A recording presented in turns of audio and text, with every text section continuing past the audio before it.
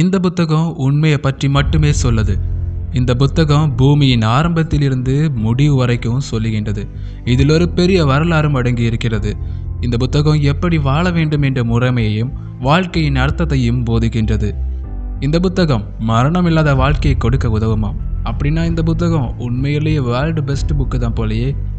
வாங்க இந்த புத்தகத்தை பற்றி ஒரு சில உண்மைகளை தெரிந்து கொள்வோம்.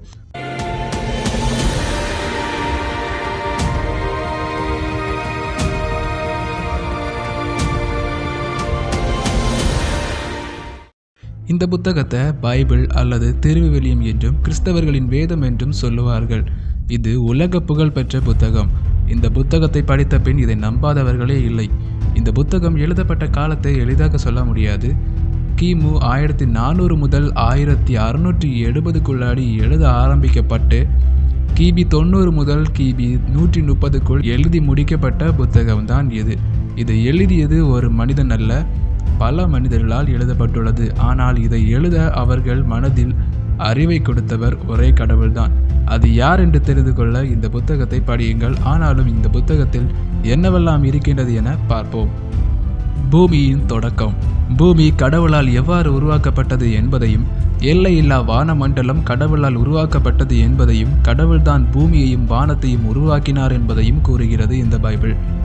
பறவைகள், விலங்குகள், ஊரும் பிராணிகள், மீன்கள் என அனைத்து உயிரினங்களையும் கடவுள் எவ்வாறு உருவாக்கினார் என்று தெளிவாக பைபிள் கூறுகின்றது.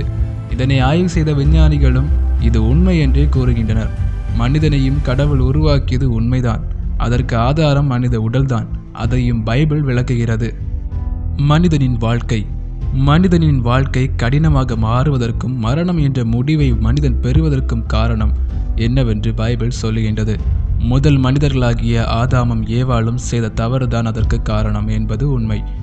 அந்த தவறை அவர்கள் செய்யவில்லை என்றால் இன்றும் நம் வாழ்க்கை சந்தோஷமானதாகவும் மரணம் இல்லாததாகவும் இருக்கும் என்ற உண்மையை பைபிள் அழகாக விளக்குகின்றது.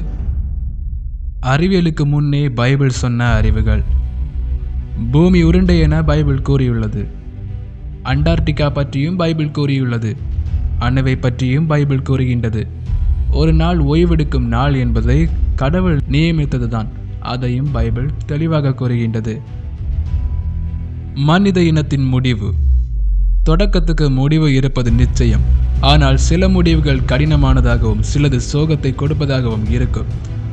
சிலருக்கு தொடக்கமே சோகமாகத்தான் இருக்கும். ஆனால் இந்த பூமியில் வாழும் நம்முடைய வாழ்க்கை மிகவும் சோகமானதாகத்தான் இருக்கின்றது. இந்த சோகத்துக்கு முடிவென்றால் அது சந்தோஷம்தான்.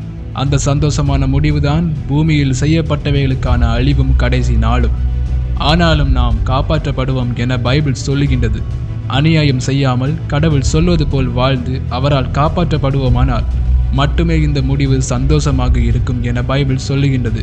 இல்லையென்றால் இப்போது இருப்பதை விட மிகவும் சகிக்க முடியாத மோசமான நித்திய தண்டனையான எரிந்து கொண்டிருக்கும் தீக்குழம்பில் எரிந்து கொண்டே இருப்போம். சாவதில்லை, உயிரோடே சகிக்க முடியாத வலியினாலும் வேதனையினாலும் துடிப்போம் என பைபிள் சொல்லுகின்றது. அழிவுக்கு பின் புது உலகம். எப்படியும் இந்த பூமி தீயினால் சுத்திகரிக்கப்பட்ட பின் புது பூமியாக மாற்றப்படும். அங்கு நாம் இழந்த சந்தோஷம் மீண்டும் கிடைக்கும். அது உண்மையானதாக இருக்கும், நிலையானதாக இருக்கும். மரணம் நமக்கு கிடையாது. மரித்து போன நல்லோர்கள் எல்லாரும் உயிரோடு எழும்புவார்கள். அவர்களும் அந்த புது பூமியில் வாழுவார்கள். கனவு நிஜமாகும் வாழ்க்கை அது. அதற்கான வழியை இந்த புத்தகம் போதிக்கின்றது. புது உலகத்தை பற்றி பைபிள் பல இடங்களில் சொல்லுகின்றது. ஒரே வழி கடவுள்தான். அந்த புது உலகத்துக்கு போவதற்கு ஒரே வழிதான் உண்டு. அதையும் பைபிள் தான் சொல்லுகிறது. அந்த ஒரே வழி இயேசு கிறிஸ்து மற்றும் அவரால் நமக்கு கொடுக்கப்படும் கிருபையான ரட்சிப்பு தான். பைபிளில் என்ன இருக்கு அப்படின்னு தெரிஞ்சிருப்போம். பைபிளை வாசிக்க இன்னும் பல உண்மைகளும் பல அறியாத அறிவுகளும் கற்பனைக்கு எட்டாத உயரங்களும் புரிய ஆரம்பிக்கும். உண்மை உங்களை இந்த மோசமான வாழ்க்கையிலிருந்து விடுதலையாக்கும். பைபிள் வாழும் தேவனின் வார்த்தை. இந்த புது உலகத்தை பற்றி மேலும் அறிந்து கொள்ள புது உலகத்துக்கு செல்ல தயாரா என்ற ஒரு வீடியோவை இந்த சேனலில் இதுக்கு முன்னாடியே இந்த வீடியோ அப்லோட் செய்யப்பட்டிருக்கு. ஸோ இந்த வீடியோவை பார்த்துக்கோங்க. ஈஸியாக பார்த்துக்கிறதுக்கு டிஸ்கிரிப்ஷனில் லிங்க் கொடுத்துருக்கேன்.